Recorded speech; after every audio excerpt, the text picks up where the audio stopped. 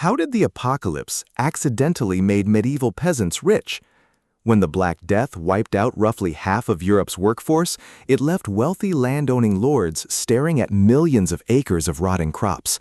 The deadliest pandemic in human history had just triggered the greatest wealth transfer for the working class. 14th century chronicles, like the first-hand account of the monk Henry Knighton, describe a terrifying new reality for the nobility. English estates were decaying directly into the earth. Many crops simply perished in the fields because there was absolutely no one left to harvest them. For centuries, feudal peasants were strictly bound to their lord's manor-like property. Suddenly, the lords were the ones trapped. The survivors realized their labor was now the most valuable commodity in the world. The rigid social hierarchy was instantly upended by brutal supply and demand.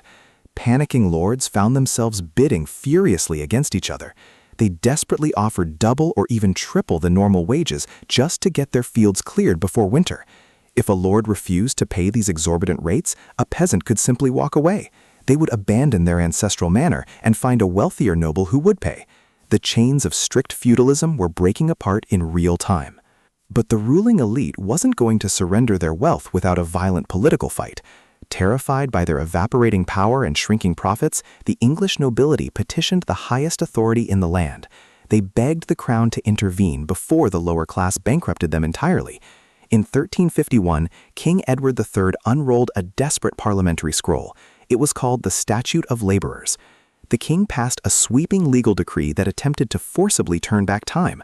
The statute mandated that every worker must accept only the exact wages they were paid in 1346, the year before the plague arrived. But the crown didn't just freeze the economy. King Edward made it a literal crime, strictly punishable by imprisonment, for a peasant to even ask for a raise. The law even threatened to jail the desperate lords who secretly offered higher pay. Negotiating for a better life was officially criminalized. Official parliamentary records bitterly complained that laborers were extorting their masters. But the royal decree could not reverse reality. The sheer scale of death had permanently shattered the illusion of noble supremacy. Human labor was suddenly worth more than the dirt it was farmed on. The 1351 statute failed to stop the peasants, instead lighting a slow-burning fuse that would ignite massive violent rebellions across the continent.